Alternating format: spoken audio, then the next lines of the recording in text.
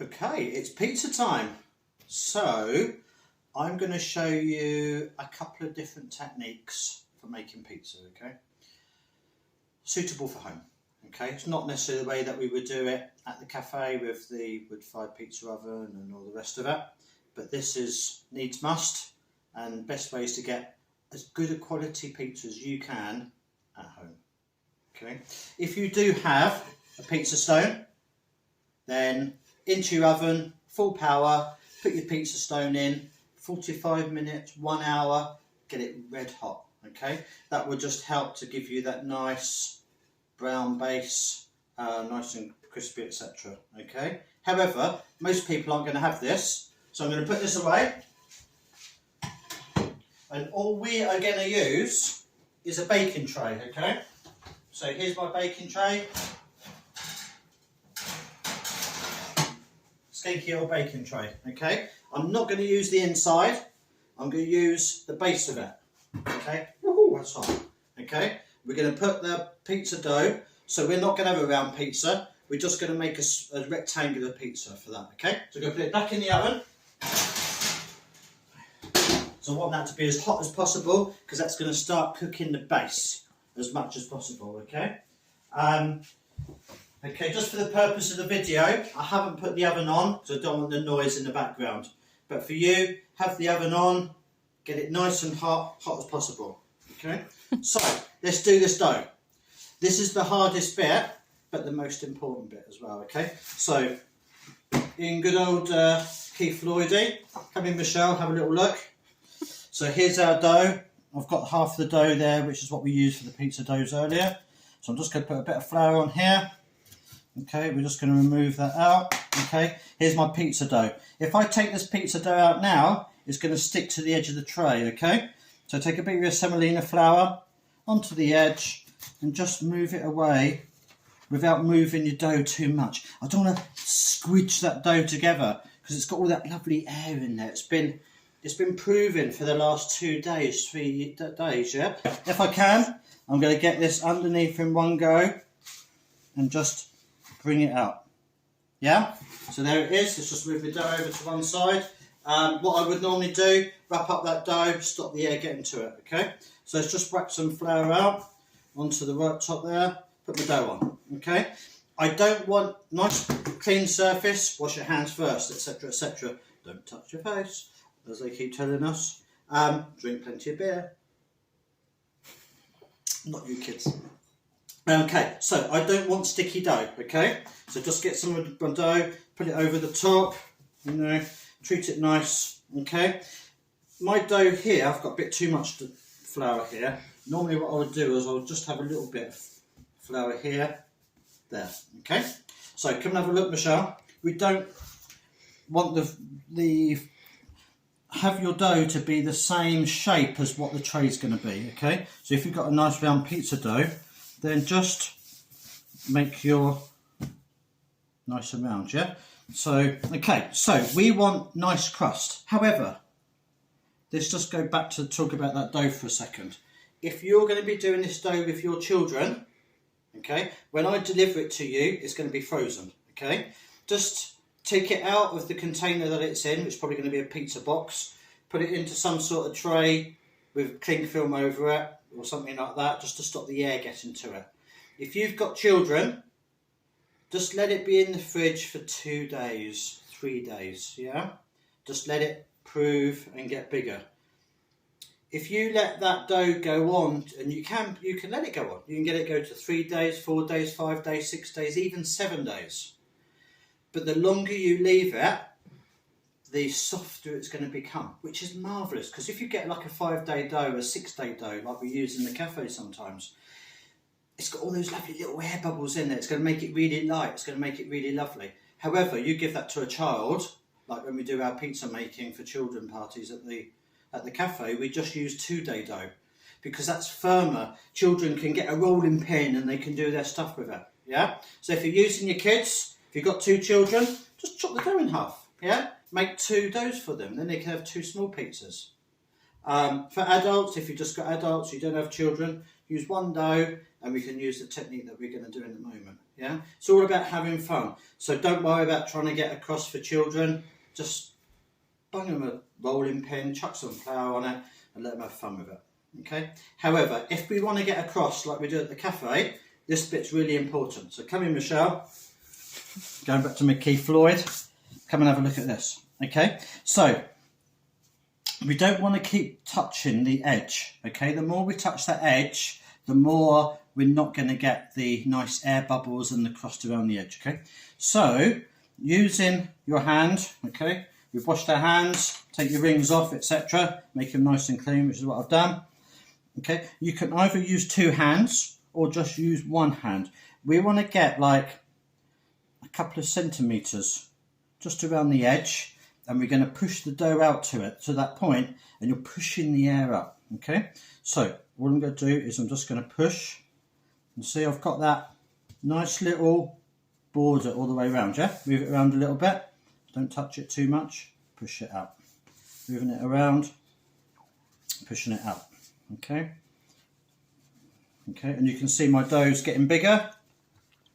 Okay, and you can even see a little bit of air getting pushed out. Don't push it down in the middle, otherwise you're going to make it too thin. Yeah, our pizzas are quite thin at the cafe. However, at home, if you try and get the thin like we do at the cafe, they're just going to fall apart. You're going to split them. It's going to be a nightmare, and you're going to get mozzarella everywhere. Okay, so there's our first step. So what's that? About 6 inches, something like that.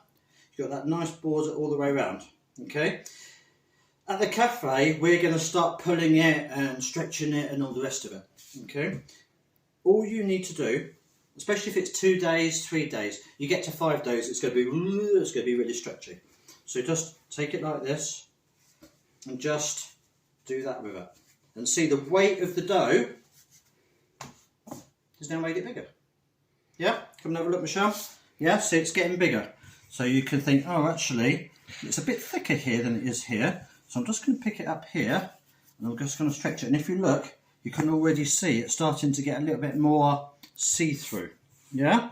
The other thing you could do, you could put it onto the back of your hands and just stretch it out. Don't put your thumbs up.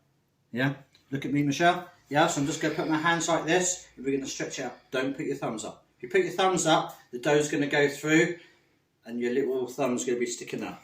So just going to put it over like this, and then just pull it gently, move it around. Pull it gently, move it around. Pull it gently, move it around. Yeah? If you can look, you might be able to see it's already starting to get a little bit more see-through. Yeah? So just going to move it, and if I put it down now, you see that pizza's getting bigger. Yeah? This is a whole dough ball, so you can get it out to be about 12 inches or so. Okay? We don't want to get it too thin. The thinner you get it, the more trouble we're going to have at the moment. But we normally do it at the cafe. We bring them out, make them bigger. We then put the tomato on. We dress them with whatever the toppings are. We get the pizza peel, bit of flour underneath, and then into the oven. If we try and do that here in a home environment, it's asking for trouble. So what we're going to do in a minute is we're going to whack it onto the tray, and then we'll dress it, and then straight into the oven. And we're just going to do that as quickly as we can, okay? So let's just make this just a little bit bigger, because I know my tray is a little bit bigger. I'm going to bring it around. And something, we'll go something a bit like that, you know? We're not trying to be fancy here. Maybe that's a little bit small, so we can just stretch it with your hands a little bit. Remember, try not to touch the edges, so when I'm picking it up, my fingers are either side of that little border that I've created, because I want to get a bit of a crust, okay? Or you can put it on the back of your hand and just let the weight of that pizza just stretch itself, okay? We're going to move that flour away now. We don't need that. And there we have our pizza ready to go onto the tray, okay? Now with the kit that I've sold you, you're going to have a tub of our lovely tomato sauce. Okay, that's very simple. It's just our Italian tomato tins that we have with a bit of mozzarella, a bit of basil in there. that's all been whizzed up and it's all lovely. That's ready for you, okay? So we're going to put some of that on now, okay? Not too much. You put too much tomato on your base, it's going to get really soggy and horrible and it's going to fall apart. I've also got beautiful mozzarella cubed, okay? We're going to be sprinkling that on. Again, we're going to keep it away from the edge, okay? So we've also got possibly pepperoni, really nice pepperoni. If you've got some left over, just tuck in and eat it. It's beautiful. Maybe you went for the spicy nduja, or induja as it's spelled. Okay, again, this is like a sausage meat. It's spicy, it's beautiful. We can just get it and just dab it all over your pizza. Cool. So let's get the tray and let's get this pizza made. Okay, cool. So we've put our pizza dough onto the pizza base. So you've got our nice border. So what we're going to do is avoid that border, okay? So we're going to put our tomato into the middle. And we're just going to go around and around. Put some more on. And we're going to avoid the edge of the pizza. So try and stay about an inch in from the pizza. And I can see this tray is already hot and I can see it's already starting to puff up. Don't know if you can spot that from where you're looking. Okay, so there's our sauces on. Perfect, okay. If you're going to do pepperoni, what you might want to do is put the pepperoni on first and then put the cheese on top. That way, the pepperoni isn't going to dry out and start curling up and just sitting on top of the pizza, yeah? So let's put some pepperoni all the way around. So in your kit, you'll have enough to cover your pizza. I've not quite put enough on mine for this one. Okay, so we're going to do that. And Michelle has already said to me that she wants nduja. So actually, let's just put our mozzarella on. So we're just going to get our mozzarella and just sprinkle it all the way over. Like so. And just try and avoid the border, in that way it's not going to spill over and make a mess of your oven. There you go, so there's that. Michelle told me she wants nduja, whatever, because she loves nduja, it's her favourite pizza in the cafe. So we're just going to get some of it and just squidge it onto your pizza all the way around. Think about where you're going to be cutting your pizza so that everyone's got a nice bit of nduja on there. And there you go, and there's a nice little basic pizza for you. What else could you put on? You could put on a bit of... Okay, so the pizza's been in the oven about 10 minutes. So somewhere around there. What I did is I put it in for about 7 minutes. I took it out, I turned it around, put it back in again.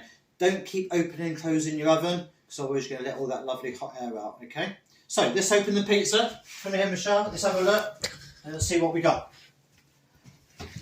Panning in. Look at that. You've got that lovely crust around the outside. We didn't do anything special. I'm going to put it down before I burn myself.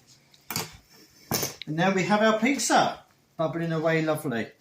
Look at that. You've got your nduja, you've got your melted cheese. Beautiful. Has it stuck to the tray? No, look at that. I didn't do anything to that tray, yeah? Don't put flour on it, yeah? Just get that tray red hot, okay? And it'll be fine. You start putting flour on it, just thinking, oh, I'm going to put flour on to stop it from sticking. All you're going to do is when you eat it, you're going to get that horrible, bitter, floury taste out of it, okay? So, let's just move it across onto the board. Beautiful, look at that. Let's dress it up. So, maybe you've got some olive oil at home, yeah? Put your thumb over the edge, and we're just going to have a little bit of olive oil. Lovely, extra virgin, if you can. Okay, what else can we have? Maybe you've got some oregano. Bit of oregano in the cupboard. Yeah, and then sprinkle your oregano over it. If it'll come out. It's not going to come out. To the other side. There we go. So just a little bit of oregano over it. Lovely, lovely. What else can we do? If you've got a little bit of basil, that's what we do in the cafe. You can bake that over it as well. If you bought the option that's got your the Parma ham on it, this is when you put the Parma ham on, okay? If I gave you fresh mozzarella, this is the time. Just break up that mozzarella and put it over it. Don't cook your Parma ham in the oven. It's going to be becoming too crispy during that 10 minutes. Definitely don't put your fresh mozzarella into the oven. It will just go squidgy and turn to liquid and go horrible all over it. So fresh mozzarella and your Parma ham, wait until it's out, put it on. If you've got maybe a little bit of rocket, you could put a little bit of rocket over the top of your pizza. Happy days. There we go. Beautiful. A little bit more of your olive oil. There you go. Job done. Enjoy your pizza. Remember, take your photos with your kids. Take your photos of your pizzas, upload it, tag the Level Cafe on Instagram and Facebook.